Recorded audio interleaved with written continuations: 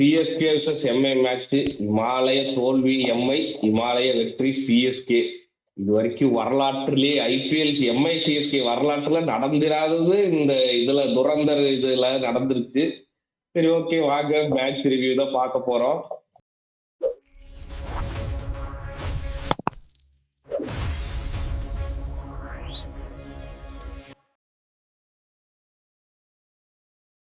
விடுங்க சரி, சிஎஸ்கேல இருந்தே ஆரம்பிச்சிருவான். நான் எம்ஐ பத்தி பேசினா நான் அந்த வண்டியா பேசிடுவேன். அதாவது சிஎஸ்கே இருந்து ஆரம்பிச்சிருவான். சிஎஸ்கேல இருக்கு நல்ல விஷயம் ரெண்டு பண்ணாங்க. அகில் ஹுசேனை பவர் பிளேலயே போட்டாங்க. அகில் ஹுசேன் மேட்ச் ஆடி 3-3 ஜெயிச்சிருக்காங்களாம். 3-3 ஜெயிச்சிருக்காங்க, தோத்ததே கிடையாதான். இப்ப அதே மாதிரி நம்ம இன்னொன்னு பேசும்போது அகில் ஹுசேன் நல்லா போட்டதுனால பாருங்க 100 ஆகும்போது நேற்று நல்லா போட்டாரு. ஒரு காம்பினேஷன் செட் ஆகி நல்லா போச்சு. ஆக்சுவலா உங்களுக்கு வான்கடையில ஸ்பின்னுக்கு அங்க வழியே இல்ல, போட்டா அடிச்சு கிழிச்சிருவானுங்க. அதுலயுமே நல்லா போட்டு 6 எக்கானமி ரேட்டுக்கு கீழே வச்சு நேற்று போட்டிருக்காங்க இல்ல 2 பேரும். இல்ல நேத்து வான்கடை பாத்தீங்கன்னா ஸ்பின்னுக்கு அசிஸ்ட் இருந்தது. அதாவது மும்பை போடும்போது அசிஸ்ட் இருந்தது. இவர் சாண்ட்னர்ல தூக்கி உள்ள போடையெல்லாம் பால் டேர்ன் ஆச்சு, விக்கெட்டும் ஆச்சு. நம்ம பார்த்தோம். அல்லாஹ் பர்க்கும் விக்கெட் ஆச்சு. அவருக்கே டீவியேஷன்லாம் இருந்தது. டேர்னா கண்ணை மூடி டேர்ன் கிடையாது, டீவியேஷன் இருந்தது, ட்ரிஃப்ட் ஆகிட்டு போகிறதெல்லாம் இருந்தது. அது மட்டும் இல்லாமல் சிஎஸ்கேவை பொறுத்த வரைக்கும் ருத்ராஜ் கைக்வாட் வந்து டே பை டே கொஞ்சம் கேப்டன்சி இம்ப்ரூவ்மெண்ட் பண்ணுறாரு. அவர் ஸ்பின் மேலே நம்பிக்கை வச்ச உடனே பார்த்தீங்கன்னா டீம் வின்னிங்க்கு இதுக்கு போகுது. அவர் மேலே குறை சொல்லிகிட்டே இருந்தோம், பிளேயர்கிட்ட பேச மாட்டேங்கிறாருன்ட்டு. இப்போ அதெல்லாம் உடச்சிட்டு பிளேயர்கிட்ட பேசுகிறாரு. நான் நேற்று தான் கேமராவிலே பார்த்தேன், பிளேயர்ட்டெலாம் பேச ஆரம்பிச்சிட்டாரு. அதுவும் இல்லாமல் இந்த ஸ்பின் டியோ எப்பா அகில் ஹுசேன், நூர் அகமதுக்கு நம்ம சொல்லிக்கிட்டே இருந்தோம். அந்த சைடு டாட் வச்சா மட்டும்தான் இந்த பக்கம் உங்களுக்கு நூர் அகமது விக்கெட் விழுன்னு. அந்த பக்கம் டாட்டெல்லாம் வைக்கல. நானும் விக்கெட் எடுத்துறேன் அப்படின்னு அகில் ஹுசேனும் விக்கெட் எடுத்து கொடுத்தாரு, நூர் அகமது விக்கெட் எடுத்து கொடுத்தாரு. அது மட்டும் இல்லை, மற்ற கேப்டன்லாம் பார்த்துட்டிங்கன்னா லெஃப்ட் ஹேண்ட் பவுலருக்கு கொடுக்க மாட்டாங்க. ஆனால் தலைவன் ருத்ராஜ் கைக்வாட் அதெல்லாம் பிரேக் பண்ணி லெஃப்ட் ஹேண்டர் செஞ்சுரி அடித்த பிளேயராக இருந்தாலும் சரி, ஃபார்மில் இருந்த பிளேயராக இருந்தாலும் சரி, நான் அகில் ஹுசேன் கொடுக்குறேன். அதுதான் சொல்றேன். இந்த மேட்ச் பாருங்க, அந்த மேட்ச்ல இருந்து இந்த மேட்ச் அதுதான் சொல்றேன், டே பை டே வந்து இம்ப்ரூவ் ஆகுறாரு. இப்ப எனக்கு தெரிஞ்ச அகில் ஹுசேன் இப்ப இருக்க எல்லா மேட்ச்லயும் ஆடினா வின்னிங் உள்ள பிளே ஆஃப்க்கு வாய்ப்பு இருக்கு. நீங்க சொல்றது கரெக்ட். இந்த மேட்ச் பிரேவ் கால். ஏன்னா சன்ரைஸ் மேட்ச்ல இசான் கிசான், டிராவிஸ் ஹெட், அபிஷேக் சர்மா வரிசையா 3 லெஃப்ட் ஹேண்டர்ஸும், இந்த டீம்ல ஒரு லெஃப்ட் ஹேண்டர்ஸும் வித்தியாசம் இருக்கு. அதனாலதான் வந்து பிரேவா அகில் ஹுசேன். அது இல்லாம ரைட் லெஃப்ட் காம்பினேஷனால கூட கொடுத்துருக்கலாம். 2 லெஃப்ட் இருந்தா கண்டிப்பா கொடுத்துருக்க மாட்டாங்க, ஆடி இருக்க மாட்டாங்க எனக்கு தெரிஞ்சு. ரைட் லெஃப்ட் இருக்கறனாலதான் கொடுத்துருக்காங்க. இல்ல இனிமே கொடுப்பாங்கன்னு சொல்றேன். ஒருவேளை ஏன்னா டிகாக்கே போட்டாருங்க பட்சத்துல, ஆனா எஸ்ஆர்ஹெச் யூஸ் ஆவாரன்னு தெரியல. மேபி வேற பிளானிங் இருக்கலாம். ஆனா எனக்கு என்னமோ இந்த டியோ பிரிக்க மாட்டாங்க, அவர் தான் இனிமேட்டு ஓப்பனிங் போட போறாருன்னு தோணுது. சக்சஸ் பார்த்துட்டோம். மும்பைல கொஞ்சம் ஸ்விங் இருக்கும், எப்பயுமே ஏர்லயே மும்பைல கொஞ்சம் ஸ்விங் இருக்கும். ஸ்பென்சர் ஜான்சனை கொண்டு வந்து டீம் காம்பினேஷன் உடச்சுடுறோம் நினைச்சேன். நல்லதா அந்த வேலையை பண்ணல சிஎஸ்கே. பிராக்டா சொல்லணும்னா நீங்க ருத்ராஜ் ஸ்பின்னை எவ்வளவு நல்லா யூஸ் பண்ணாங்களோ, அடிக் பண்ணி அவங்களுக்கு கேவலமா ஸ்பின்னை யூஸ் பண்ணதுனால மட்டும்தான் இன்னைக்கு வந்து சிஎஸ்கே வின்னு. நான் வந்து பிராங்கா சொல்லணும்னா இன்ஸ்டாகிராம்ல நமக்கு தெரியும், இன்ஸ்டாகிராம்ல நம்மளோட ரீல்ஸ் எல்லாமே நல்லா வியூஸ் போகுது. ஒரு செட் ஆஃப் ஃபேன்ஸ் வந்து நல்லா ரசிக்கிறாங்க, ஒரு செட் ஆஃப் ஃபேன்ஸ் வந்து நம்மள கல்வி ஊத்துறாங்க. அதுல முக்கியமான முன்னிலை இருக்கிறது ஹர்திக் பாண்டியா ஃபேன்ஸ். ஹர்திக் பாண்டியா ஃபேன்ஸ் நம்ம நல்லது பேசினாலும் சரி, கெட்டதை பேசினாலும் சரி, என்னையோ இல்ல நம்மளே வந்து கெட்டது திட்டுறதுல வந்து அவங்க என்ன கான்டெஸ்ட் சொல்றத கூட காதுல வாங்குறது இல்ல. கமெண்ட் தான் என்ன கான்டெஸ்ட் யூடியூப்ல நீங்க ஃபுல் வீடியோல என்ன பேசிருக்காங்க அப்படின்னு சொல்லி பாக்குறதே கிடையாது. என்கிட்ட பர்சனலா வந்து போன் பண்ண ப்ரோ, நீ என்னன்னா பாத்துக்கலாம் அப்படின்லாம் சொல்லிட்டு பிரைவேட்டா மெசேஜ் எல்லாம் பண்றாங்க. பிராங்கா சொல்றேன், நீ ஒரு கப்பு ஒரு ஃபைனல் கொண்டு போன ஹர்திக் பாண்டியா ஒழுங்கா கேப்டன் பண்ணல. 25 மேட்ச்ல 15 மேட்ச் தோத்த ருத்ராஜ் கைக்வாட் நீங்க நல்லா கேப்டன்சி பண்ணீங்க. எனக்கு தெரியும் சாம்சனும் ருத்ராஜும் ஸ்பின் போட்டா ஆட மாட்டாங்க. ஃபர்ஸ்ட் ஓவர்ல பும்ரா கொடுத்து அது ஓகே, ஓகே, எல்லாமே கரெக்ட். 2வது ஓவரு நீ போட்டப்பா, நீ போட்டுட்டே 20 ரன் கொடுத்துட்டே ஓகே. 3வது ஓவரு கசன்ஃபார் கொடுத்த ஓகேவா. 4வது ஓவர் வந்து நீ போட்டியா, நீ போறது போல பும்ரா போட்டு இருக்கணும். நீ வந்து போட்டு மறுபடியும் கொடுத்த. அப்புறம் எதுக்கு பகத் தேவையில்லாம எடுத்து வச்சிருக்கீங்க? நான் எப்பயுமே சொல்றேன், நான் போன வழியில பகத் வந்து இதுலதான் நல்லா போட்டிருக்காரு. உங்களுக்கு பவர் பிளேல போடக்கூடிய பவுலர், ஸ்விங் பண்ணக்கூடிய பவுலர், நல்லா இன்ஸ்விங் பண்ணுவாரு பகத்து. அவனை கொண்டு போய் 15வது ஓவரு. அதுக்கப்புறம் நான் இன்னொன்னு கேட்கறேன், 15வது கொடுத்தது கூட நான் ஓகே விட்டுருவேன். 15 ரன் தான் கொடுத்தாரு, புது பிளேயர், நான் ஒன்னும் சொல்றது இல்ல. 20வது ஓவரு நீ என்னதான் 30 ரன் ஹர்திக் பாண்டியா கொடுத்திருந்தாலுமே எக்ஸ்பீரியன்ஸ்னு ஒண்ணு இருக்குல்ல. சிஎஸ்கே மாதிரி சாம்சன் 100 பக்கம் நெருங்கிட்டாரு. 94 92 அடிச்சுட்டு இருந்தாரு. அப்ப போய் இன்எக்ஸ்பீரியன்ஸ் பவுலர் கொடுத்து நீ எக்ஸ்பீரியன்ஸ் ஹர்திக் பாண்டியாவும் போடலாமே. 34 ரன் கொடுத்தாருல்ல. ஏன் 250 வான்கடையில சேஸ் பண்ணதே கிடையாதா? ஒரு என்ன அவ்வளவு ரன்னா போயிட போகுது இல்ல 84 ஒண்ணுமே பொருள் எனக்கு. அஸ்வினி குமார் போட்டுருக்கலாமே. இல்ல அஸ்வினி மாதிரி லேட்டா தான் கொண்டு வந்தாரு. இல்ல அஸ்வினி குமார் சொல்லணும்னா பயங்கரமா பேஸ் வேரி பண்றாரு. அவரோட பவுன்சர் அடிக்கவே முடியல, இவரே திணறாரு. அஸ்வினி குமார் நல்லா ஸ்விங் பண்ற ஒரு பவர் பிளேல நீங்க அந்த option power play option use பண்றதில்ல. நான் என்ன நினைச்சேன்னா கஸ்டிப்பா 2வது ஓவர் போடுவாரு.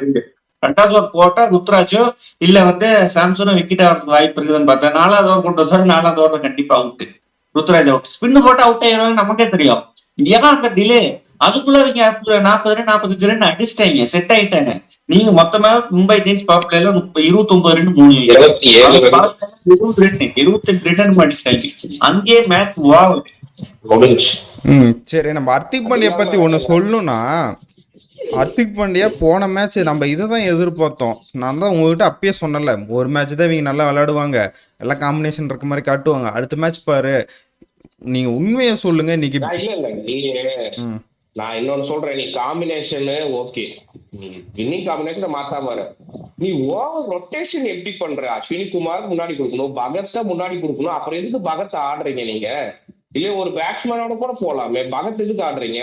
அதே மாதிரி இந்த தினேஷ் மல்வார் நான் 2 மேட்ச்ல பண்ண மாட்டேன், ஜட்ஜ் பண்ணல. இருந்தாலுமே அவுட் ஆன 2 மேட்ச்லயுமே ஒண்ணுமே இல்லாத ஷாட், அந்த 2 ஷாட்டுமே. அவரு நீங்க ரோஹித் சர்மாக்கு டைரக்ட் ஸ்வைப்பா ரோஹித் சர்மாக்கு ஆடுறீங்க. எனக்கு ஒண்ணுமே புரியல. நேற்று என்ன மேட்ச், எப்படி ஓவர் ரொட்டேஷன் பண்ணாரு அவரு, எனக்கு புரியல. சாண்ட்லருமே பயங்கரமா அடி வாங்கினாரு நேற்று. விக்கெட் எடுத்தாரு, ஆனா சாண்ட்லருமே அவுட் சைட் போட்டு பயங்கரமா அடி வாங்கினாரு. ஒரு மாதிரி கப்பல் நல்லா போகுது. கேப்டன் ஆஃப் த ஷிப் இருக்கிறாரு, ஹர்திக் பாண்டியா இருந்தாரு போனாட்டம். இந்த ஆட்டம் போனாட்டம் அம்பானியோட கைடன்ஸ்ல இந்த மாதிரி இருந்துச்சு. எனக்கு என்னமோ அதுக்கு முன்னாடி கொஞ்சம் தெரிஞ்சிச்சு டீம்ல கொஞ்சம் ஒற்றுமை இல்லாத மாதிரி. போன ஆட்டத்துக்கு முன்னாடி ஒரு ஏதாவது ஒரு டிஸ்கஷன் நடந்து பேசியிருக்காங்க, அதுதான் இருந்துச்சு. இந்த மேட்ச் அவங்களுக்கு இன்வால்வ்மெண்ட் யாருக்குமே இல்லை. பிராங்கா சொல்லணும்னா நான் ஒரு ஓவர் பார்த்தேன், கரெக்டா பார்த்தேன். ஹர்திக் பாண்டியா வைடு போட்டாரு. நம்ம டிகேக்கு காட்டுறாங்க, டிகேக்கு தலையில இப்படி கை வச்சாரு. உடனே கேமரா டக் அவுட்ல பாத்துட்டு இருக்கிற ரோஹித் சர்மா கட்டினா. அப்புறமேட்டு அப்படியே ஆன்ஃபீல்டுல இருக்கிற ஸ்கைக்கு பக்கம் ஓட்டு போனா ஸ்கை இப்படி சும்மாட்டு யாருமே அந்த ரிவ்யூ எடுக்கலாங்கிறது கூட ஒரு ஆக்டிவா இல்லை. அதாவது ஹர்திக் பாண்டியா கிட்ட பேசுறதுக்கு பயப்படுறாங்க. அப்படி ஓப்பனா சொல்லலாம். அவங்க கிட்ட நம்ம சொல்லணுமா, அவன் நம்ம சொன்னா கேட்பானா அப்படிங்கிற மைண்ட் தாட்ல டீம்ல இருக்கிற 10 பேரும் இல்ல அவரும் சரி, இல்ல அவரும் சரி, அவங்க ஃபேன்ஸும் சரி சொன்னா கேட்க மாட்டேங்க. நமக்கே தெரியுதுல்ல, புரிஞ்சுக்கோங்க அப்படின்னு சொல்றாங்க. பீடாக் எப்பயுமே யாரையுமே இவ்வளவு ஆர்ஷா பேச மாட்டாரு. நேற்று அவர் வீடியோல பார்த்தா தெரியும், ஹர்திக் பாண்டியா கேப்டன்சில இருந்து மாத்தணும், அதே மாதிரி சப்போர்ட் ஸ்டாஃப் மாத்தணும்ட்டு அவ்வளவு ஹார்ஷா சொன்னாரு பீடாக். நீங்க அவரு யாரையுமே அப்படி சொல்ல மாட்டாரு, எல்லாத்தையுமே பேக் பண்ணி இது பண்ணிட்டுதான் போட்டு போவாரு.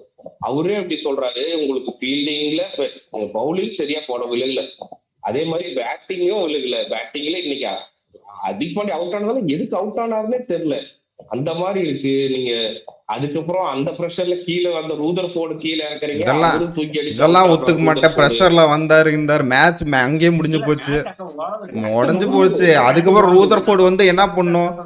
நீங்க சொல்றீங்களா feel set? Okay, feel set நான் நல்லா நோட் பண்ணேன். முதல்ல டோரு நீ ஒய்டாக்கர் போடுற, ஒய்டா ஆஃப் சைட்ல போடுற, பின்னாடி தள்ளி விட்டு அந்த கேப்ல 4 அடிக்கிறாங்கன்னு தெரியுது. ஆனா கடைசி வரல அந்த முதல்ல டோர்ல அந்த பில்டரே இல்லை. 3வது ஓவர் பும்ரா போட்டு மெயின ஒரு 7 ரன் கொடுக்குறாரு. அந்த ஓவர்ல நீ அந்த இடத்துல ஃபீல்டிங் வைக்கிற. நீ எந்த ஓவர்ல 2 போதும் அந்த ஓவர்ல ஃபீல்டிங் நிக்கிறது 2 போகாத ஓவர்ல கொண்டு போய் நிக்க வச்சிடுறேன். அப்படிங்கும்போது ஸ்பில் செட்லயுமே ஒரு கவனக்குறைவா இல்ல எதுக்கு நிக்க வைக்கணும், 2 போனா போயிட்டு போச்சுங்கிற மாதிரி இருக்குதாங்கிறது எனக்கு சரியா தெரியல. இல்ல எனக்கு எனக்கு இது வந்து தோணுச்சு. ஹர்திக் பாண்டியா வந்துட்டு எனக்கு இந்த மேட்ச்ல பாத்தீங்கன்னா ரன்னு போனா போதுங்கிற நீ சொன்ன அந்த வேர்டு கரெக்டா இருக்கு. எனக்கு என்னமோ அப்படி இருந்த மாதிரி நிறைய இடத்துல ஃபீல் ஆச்சு. ஹர்திக் பாண்டியா ஓவர் போட்டதா இருக்கட்டும், அதே மாதிரி அந்த இந்த பையன் பகத்துக்கு ஓவர் கொடுக்கும் போதெல்லாம் 16வது ஓவரோ 16 அதுவே கிரைமு, ஒத்துக்கவே மாட்டேன். ஓவர்ஸ்ன்னு இருந்தது.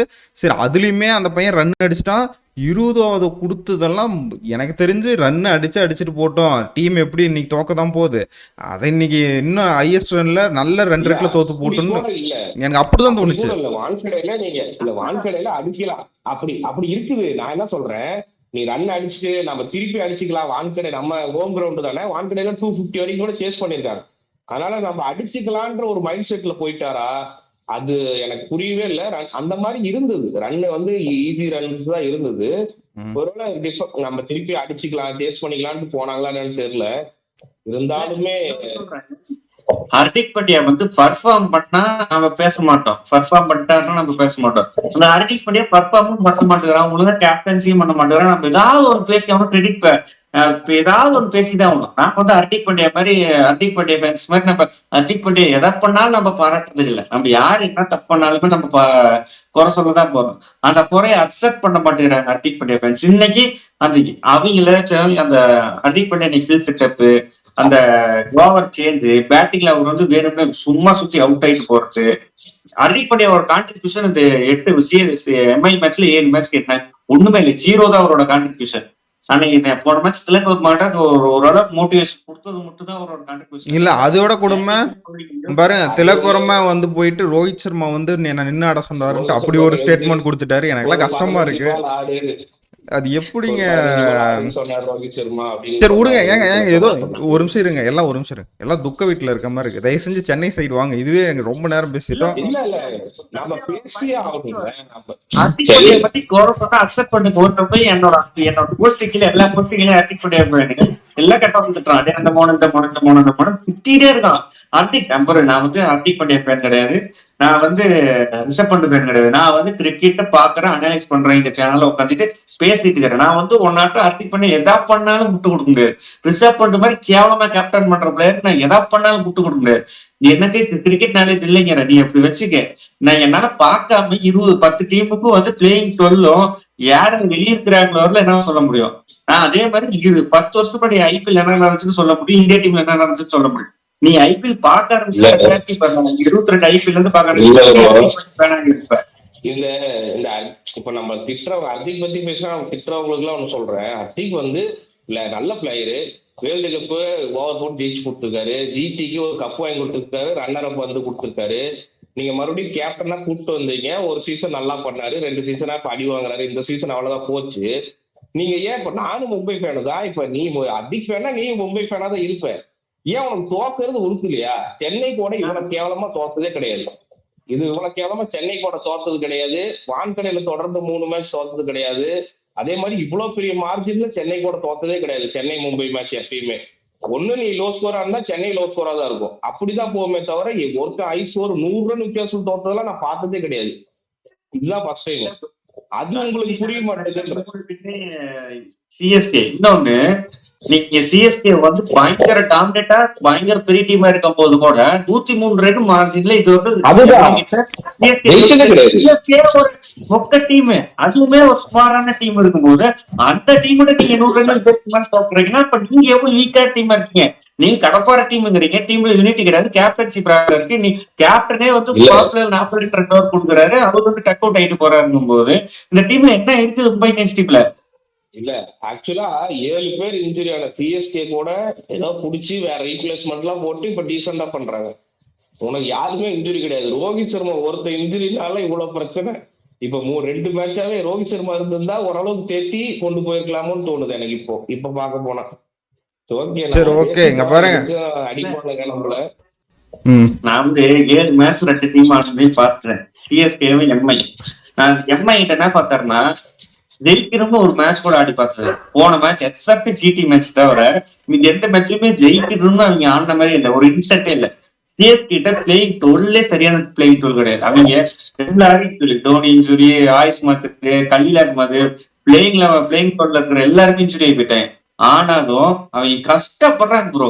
எப்படியாவது ஜெயிச்சுட மாட்டோமா, எங்கேயாவது வந்து நமக்கு ஒரு வெற்றி வந்துடாதா அப்படின்னு சிஎஸ்கே வந்து பயங்கரமா ஹார்ட் ஒர்க் பண்றாங்க. அந்த சிஎஸ்கே பண்ற ஹார்ட் ஒர்க்க மும்பை இந்தியன்ஸ் 1% போட்டாங்க போது 7-5 மேட்ச் வச்சிருந்திருக்கலாம்.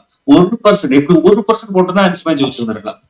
நான் 7-5 கூட சொல்ல மாட்டேன், 7-7 ஜெயிச்சிருக்கலாம். எப்படியாவது ஒரு மேட்ச் கூட விடுங்க, விடுங்க. நான் ஒரு நிமிஷம் அவ்வளவுதான், அவுட் ஆஃப் த டோர்னமெண்ட் போயிட்டீங்க பங்காளி. போறோமா பாய் பாய் சொல்லிட்டு லாஸ்ட் வீக்ல தான் முடிக்க போறாங்க, நாம ஒன்னும் சொல்ல முடியாது.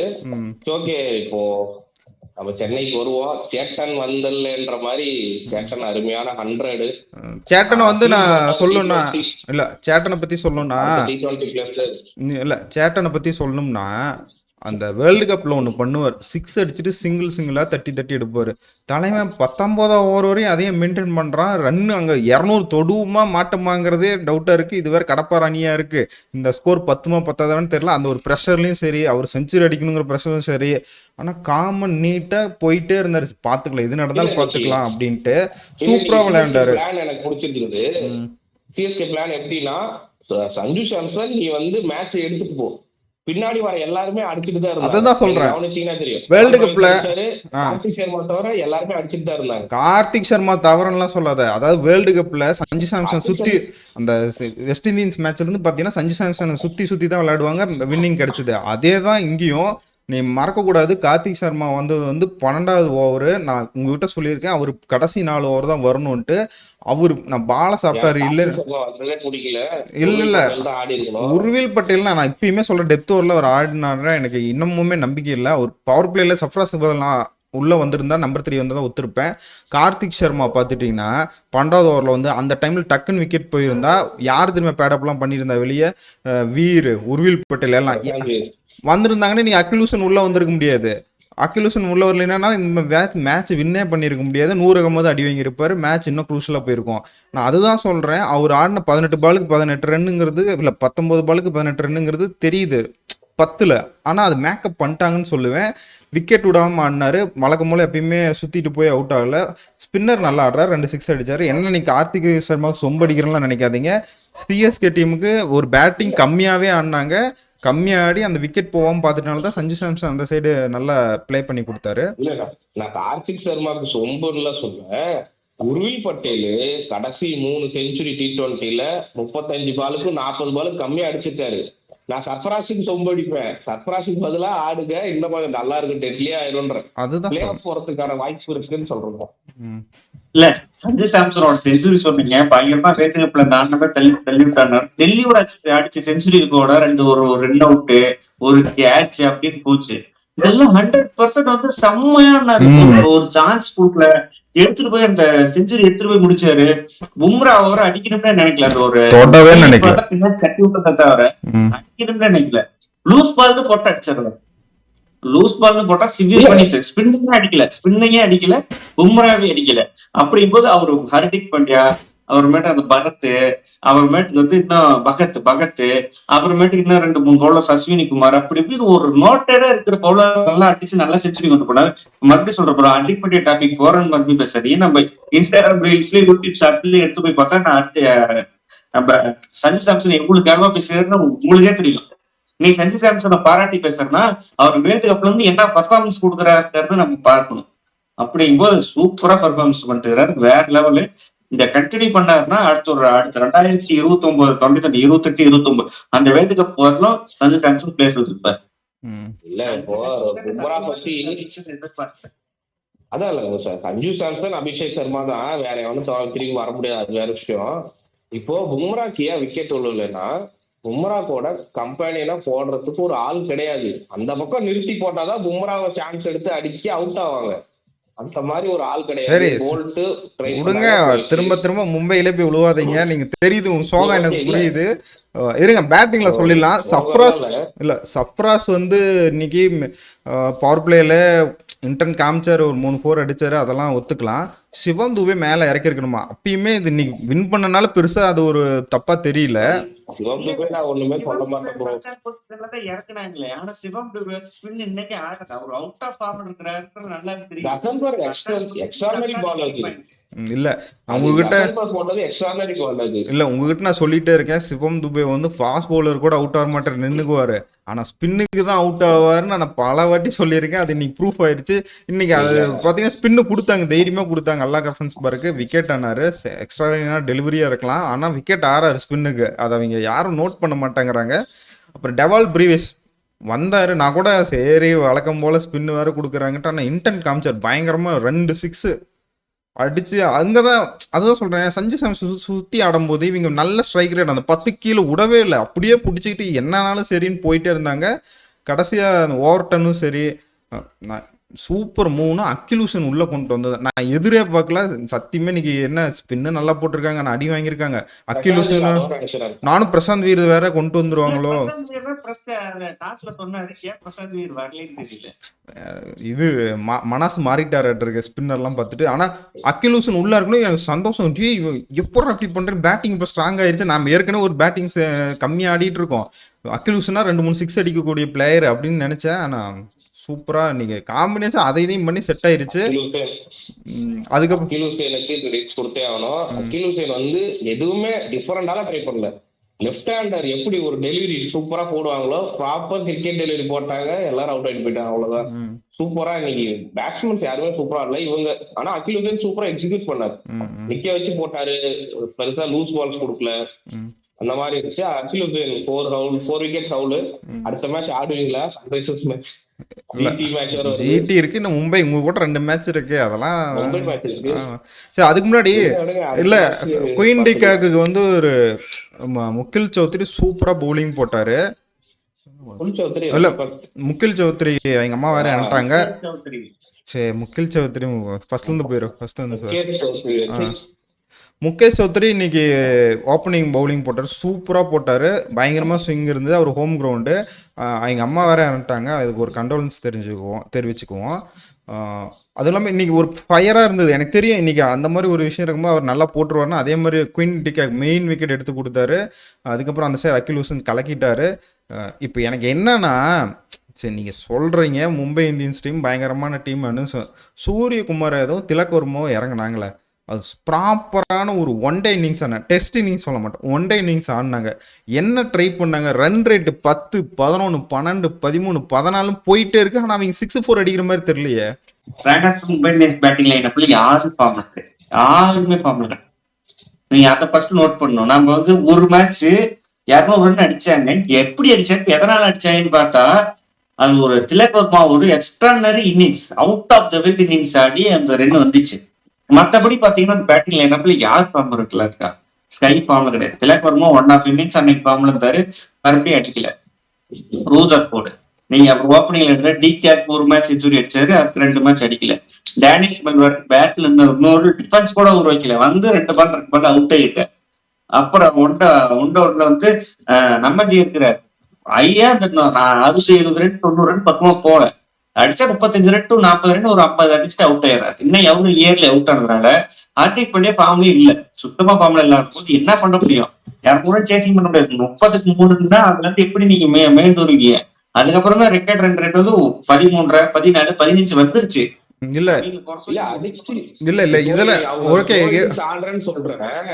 ஆனா அந்த கட்டத்துல அவங்க இன்னும் அவுட் ஆகி உடனே அவுட் ஆயிருந்தாங்க, இன்னும் 80 ரன்னுக்கு ஆல் அவுட் ஆயிருக்கும். இல்ல நான் அதெல்லாம் ஒத்துக்கிறேன், இல்ல அதெல்லாம் நான் ஒத்துக்கிறேன். நீ ஒரு ஷாக்கிங்கான ஒரு ஸ்டேட்மெண்ட் சொல்றேன் உங்களுக்கு. சென்னை சூப்பர் கிங்ஸ் 12 6 அடிச்சிருக்காங்க, மும்பை ஒரே ஒரு 6, அதுவுமே அகிலுசேன்ல ஃபர்ஸ்ட் ஓவர்ல அடிச்ச டிகாக் அடிச்ச 6, அதுக்கப்புறம் 6 அடிக்கல. எனக்கு இது நான் வந்து சென்னை இல்ல சென்னை வந்து இல்ல சென்னை வந்து கேவலமான மேட்ச் மும்பை ஆடுனது இதுதான். இல்ல சென்னை பேட்டிங் பண்ணும்போது 8 6 தான் அடிச்சிருக்காங்க. என்ன 10 6 இது திருப்பி அடிச்சிருவாங்களேன்னு பார்த்தேன். ஆனா ஒரு 6 தான் அடிச்சிட்டு அது டிகேக்கு மட்டுங்கும் போது இன்டென்ட் இல்லைன்னு இப்பயாவது உங்களுக்கு தெரியுதா? அதாவது ரொம்ப பயங்கரமா ஆடி அவுட் ஆகல, 104க்கு அவுட் ஆகிற டீமே கிடையாது. இது டீம் ஃபுல்லா ரீபில்ட் பண்ணோம், ரொம்ப மோசமா இருக்கு. அததான் நம்ம இந்த வீடியோல சொல்றோம்.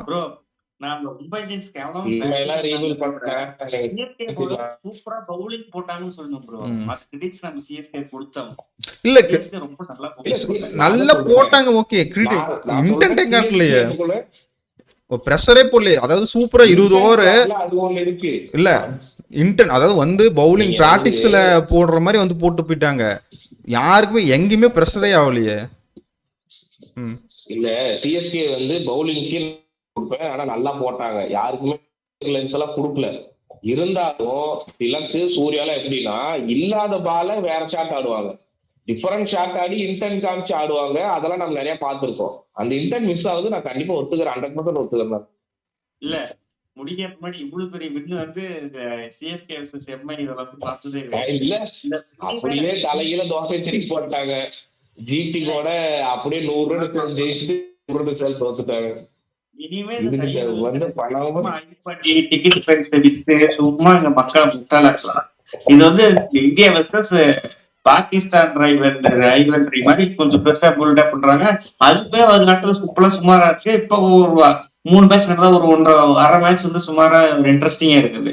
அது மாதிரி இனிமே India versus Ireland, India versus Zimbabwe match மாதிரி ஒரு ரைவல் காட்டுங்க. சும்மா பில்டப் பண்றாங்க. பில்டப் பண்ற அளவுக்கு முப்பது டீம்ஸ் ஆட மாட்டேங்கிறாங்க. கடைசி ஒரு 3 வருஷம் இல்ல 5 மேட்ச் இல்ல 5 மேட்ச் இப்ப 6 மேட்ச் கணக்காயிடுச்சு. 6 மேட்ச்ல 5 சிஎஸ்கே வின்னு, 1 தான் எம்ஐ வின்னு. கடைசி கடைசியில அது வந்து போன வருஷம் 2வது மேட்ச் ஜெயிச்சதுன்னு நினைக்கிறேன். இப்ப இந்த மேட்ச் தான் ஃபர்ஸ்ட் மேட்ச் எனக்கு தெரிஞ்சு ரோஹித் தோனி இல்லாம விளையாடுறது 15 வருஷம் கழிச்சு. ஆமா, எப்ப வந்து இந்த எல் கிளாசிக்கோ ஆரம்பிச்சதோ அப்பையில இருந்து ஃபர்ஸ்ட் மேட்ச் 2 பேரும் இல்லாம விளையாடுறாங்க. அதனாலயே பெருசா தெரிஞ்சு அவ்வளவுதான். இது எல் கிளாசிக்கோல கிடையாது, வேற தேடி போயிடுங்க எல்லாரும். எம்ஐ ஃபேன் பாருங்க, மன வருத்தத்தோட இருக்கான், புரிஞ்சுக்க. பார்க்கவே எவ்வளவு சந்தோஷமா இருக்கு தெரியுமா. ஐபிஎல் ஆரம்பத்துல இருந்து பாத்துட்டு இருக்கேன். மும்பை வந்து ஒரு சீசன் பண்ணுவாங்க, தப்பா பண்ணுவாங்க. இவ்வளவு கேவலம் பண்ணி பாத்துருக்கேன். எப்படி இருந்த மனுஷங்க இல்ல, எப்படி இருந்த மனுஷங்க இப்படி புலம் போட்டுட்டீங்க. இல்ல கடப்பாராங்க பல்தான்ஸ் தானே. நீங்க இப்ப வெளியே போயிட்டீங்களே. இந்த வருஷம் கிடையாது, அடுத்த வருஷம் 7ல 5 தோத்துட்டாங்க. 2 அடி. இன்னும் ஒரு மேட்ச் தான் தோக்கறதுக்கான வாய்ப்புகள் இருக்கு. ஒரு மேட்ச் 1.5 மேட்ச் அப்படிங்கிறதுக்கு வாய்ப்பு இருக்கு. நீங்க அந்த ஒரு மேட்சுமே சிஎஸ்கே கிட்ட நீ ஒரு மேட்ச் இருக்கு, ஆர்சிபி கிட்ட மேட்ச் இருக்கலாம், பஞ்சாப் கிட்ட மேட்ச் இருந்திருக்கலாம், ஒரு டிசி கிட்ட மேட்ச் இருக்கலாம். ஸ்ட்ராங் டீம் கிட்ட மேட்ச் இருக்கும்போது இல்ல அவங்களுக்கு வந்துட்டு இல்ல அடுத்த மேட்ச் வந்துட்டு எஸ்ஆர் கட்சி கூட இருக்கு, சிஎஸ்கே கூட இருக்கு, ஆர்சிபி கூட இருக்கு, பஞ்சாப் கூட இருக்கு. ரொம்ப கஷ்டம். இல்ல நீங்க அப்படி பாக்குறீங்க, அததான் சொல்றேன். நீங்க அப்படி பாக்குறீங்க. ஹோம் கிரவுண்ட்ல இது வரைக்கும் 3 மேட்ச் நடந்திருக்கு. ஹோம் கிரவுண்ட்லயே 3 மேட்ச் தோத்துட்டாங்க. அவ்வளவுதான், டோர்னமெண்ட்டே முடிஞ்சது. அவையெல்லாம் போய் 7க்கு 7 ஜெயிச்சாங்கன்னா மிராக்கிள் பண்ணிருக்காங்க. ஆனா இந்த டீம் பண்ண முடியும், இந்த டீம் பண்ணாது, பண்ண முடியும் நம்பிக்கை கிடையாது. இந்த டீம் பண்ணும், இந்த டீம் இந்த கேப்டன்சில பண்ணாது. அதனால அது மட்டும் எனக்கு நம்பிக்கை இருக்கு. அடி வாங்க தயாரா நான். அடிலாம் இல்ல. நீங்க என்ன பெரிய ஹார்திக் பாண்டியா ஃபேன்ஸ் மயிறு, நானே பெரிய மும்பை ஃபேனு, ஹார்திக் பாண்டியா ஃபேன். போங்கடா, தோத்துட்டே இருக்காதுங்கடா, அசிங்கர் பண்ணிட்டே இருக்காதுங்கடா, போங்கடா. முள்ளக்குட்டி படிக்க வைக்கடா, ஏன்டா நம்ம வெறுப்பேத்துறீங்க. இல்ல ஹார்திக் பாண்டியா மேட்ச் முள்ளக்குட்டி படிக்க வைக்கிற அளவு இல்ல, அவங்களே முள்ளக்குட்டி. கரெக்டா 20 வயசு 19 தான். போங்க, தலை வருவான் அடுத்த மேட்ச். ஒரு செஞ்சுரி மட்டும் அடிச்சானா இந்த சீசனுக்கு, அதை வச்சு ஓட்டிடுவேன் அடுத்த சீசன். ஏதோ ஒன்னு சொல்லணும்னு சொல்லிட்டு இருக்காதே ப்ரோ. போன சிஎஸ்கே மேட்ச் ஞாபகம் இருக்கா? ரோஹித் செஞ்சுரி அடிச்சாரு. இந்த ஆடுவார் நினைச்ச ரோஹித், தோனி எல்லாம் சரி என்ன போச்சு, அவ்வளவுதான். நந்தா ரொம்ப நாள் கழிச்சு இப்ப நீ புலம்புறது பார்க்கும்போது நிஜமாவே சொல்றேன், ரொம்ப சந்தோஷமா இருக்கு, ஆத்ம திருப்தியா இருக்கு. யாரா இருந்தாலுமே புலம்புவாங்க. எந்த அனலிட்டிக்ஸ் ஆகுது, கிரிக்கெட் அனலிஸ்ட் ஆகுது, மும்பை பிளேயர்ஸ் வர மாட்டாங்க யாராவது ஒருத்தர் சொன்னாங்க. இல்ல அதெல்லாம் இல்லடா அந்த அது கூட இல்லடா. இந்த ப்ரிவியூன்னு இந்த டீமை வச்சுட்டு மேட்ச் ஆரம்பிக்கும் போது நானும் தினேஷும் சண்டை போட்டுட்டு இருந்தேன். எப்படா நீ சிஎஸ்கே கிட்ட நீ அப்படியே கௌரவமா மும்பை ஃபர்ஸ்ட் இடம் வரும்போது ஒரு அகங்காரம் ஒரு திமிரு அப்படியே உக்காண்டிருப்ப. ராஜா பரம்பரை மாதிரி உக்காண்டிருந்த. நான் இங்க சிஎஸ்கே பிளேயர் ஸ்பின்னு நல்லாடுவோம் போராடிட்டு இருக்கேன், எனக்கு 10வது இடம்லாம் கொடுத்துட்டு இருந்தேன், போராடிட்டு இருந்தேன். என்னடா பாயிண்ட்ஸ் டேபிள பார்த்தா அப்படியே தலைகளா இருக்கு. ஒருத்தனால வந்தது அவ்வளவுதாங்க, விடுங்க. ஓகே, ஒண்ணுமே பிரச்சனை இல்ல. அடுத்த மேட்ச் பாருங்க, பகத் ஒக்கரஸ் சதுல் தாக்கர் கொண்டு வருவார் தலைவர், அதனால அது வெயிட் பண்ணிட்டு இருக்கோம். அவ்வளவுதான். இன்னமேட்டு உன் டீம் அழியறதுக்கு என்னமோ அதெல்லாம் பண்ண ஆரம்பிச்சிட்டாங்க. நீங்க வந்து துரேந்தர் வந்துட்டு சாகரு, ஷாதுல் தாகரு, சாரி அதாவது துரேந்தர் பைஸ் வந்து தீபக் சகர், ஷாகுல் தாகர் நினைச்சிட்டு இருக்கீங்க. உண்மையான ஹார்திக் பாண்டியா தான். இதை நான் உனக்கு போன சீசன்ல இருந்து சொல்லிட்டேன். டேய் அவன் பாரு உன் டீம் இருக்க வரையும் ஜெயிக்கவே, நான் எப்ப ட்ரேட் ஆனதுன்னு சொல்லிட்டு இருக்கேன். அவன் எங்க ஆள்றா சிஎஸ்கே பிளேயரா அப்படின்னு சொன்னேன். ஆனா நீ நம்ப மாட்டேன் ப்ரோ. நான் நேற்று ஒண்ணு பார்த்தேன், சஞ்சு சாம்சன் சரி 100 அடிச்சா போயிட்டு தட்டி கொடுக்கலாம், கை கொடுக்கலாம், அப்படியே சிரிச்சு கொஞ்சம் கொலாவது. அப்புறம் எப்படி மேட்ச் ஜெயிப்பீங்க? சூர்யாவும் தான் பண்ணாரு, பும்ராவும் தான் பண்ணாரு. நீ அதெல்லாம் பண்ணாரு, பண்ணலாம். ஒரு இன்டென்ட் வேணும் ப்ரோ டீமுக்கு. உங்களுக்கு வேண்டானா அங்க பாரு, உங்களுக்கு வேண்டானா அதாவது ஒரு பிராக்டிஸ் மேட்ச் மாதிரி இல்ல உங்களுக்கு இங்க பாரு. நான் ஒண்ணு நந்தா உங்ககிட்ட சொல்லிட்டு கடைசியா சொல்லிட்டு வீடியோ முடிச்சுக்கிறேன். உங்களுக்கு வேண்டானா ஜெயிக்கணுங்கிறது உங்களுக்கு லக்ஸுரி, சிஎஸ்கேக்கு வெறி, அவ்வளவுதான். சரியா? என்னென்னமோ பேசுறானே, யோயோ இதெல்லாம் காதுல கேட்கணும்னு எனக்கு தலையெழுத்து இருக்கு. உங்களுக்கு அதே மாதிரி மீம் மாதிரி தான், இந்த கபாலி மீம் மாதிரி தான். இல்லை என் வாழ்க்கையில என்னென்னாலும் நான் பார்க்க வேண்டியது. போங்கடா போங்க போங்கடா. எங்க பேரு பேசுறது கூட மைக்கு சரியா கேட்க மாட்டேங்குதுடா. ஆனா நந்தா நீ புலம்புறது நல்லா இருக்குடா. அந்த ஒரு பொலாடு ரொம்ப இல்ல, பொலாடு வந்து மிஸ் பண்றீங்கல்ல. சரி ஓகே ஓகே. இந்த வீடியோ ரொம்ப ரொம்ப லென்த்தா போயிடுச்சு. இந்த வீடியோ என்ஜாய் பண்ணுவீங்கன்னு நினைக்கிறேன். முக்கியமாக லைக் பண்ணாதீங்க, லைக் பண்ணுங்க, ஷேர் பண்ணுங்க, சப்ஸ்கிரைப் பண்ணிக்கோங்க. சப்ஸ்கிரைப் நம்ம இன்னும் கொஞ்சம் வேகமாக சப்ஸ்கிரைப் ஏறணும். அது கொஞ்சம் உங்களால் நீங்கள் நினச்சா தான் முடியும். அதே மாதிரி நம்ம இந்த இதில் கேள்வி கேட்டிருந்தோம், யார் அதிக சிக்ஸ் அடிப்பாங்கன்ட்டு. நந்தா எத்தனை சிக்ஸ் அடிச்சிங்க மும்பை? எனக்கு வேற மறந்துச்சு. எல்லாருமே விடுடா, என்ன வெறுப்பேத்தாதீங்க, வாய் கொடுங்காத. ஒரு சிக்ஸ் தான் அடிச்சு கமெண்ட்ல இல்லடா நந்தா, அது கூட இல்லடா. கமெண்ட்ல வந்து எல்லாம் மும்பை தான் six, Mumbai six, Mumbai six. எனக்கு எவ்வளவு விருப்பம் இருக்கும். சிஎஸ்கே தான் சிக்ஸ் அடிச்சது. அத்தி பூத்தார் போல ஒரு டைம்லாம் நடக்கும் உங்களுக்குலாம். அதான் நான் உனக்கு போன மேட்ச் சொன்னேன், ஞாபகம் இருக்கா? ஜிடி கூட சொன்னேன். சரி ஓகே, இந்த வீடியோ இதோட முடிச்சுக்குவோம். அடுத்து ஆர்சிபி கூட லைவ் இருக்கு கைஸ், அது மறக்காம வந்து நைட் ஜாயின் பண்ணிக்கோங்க. ஓகே.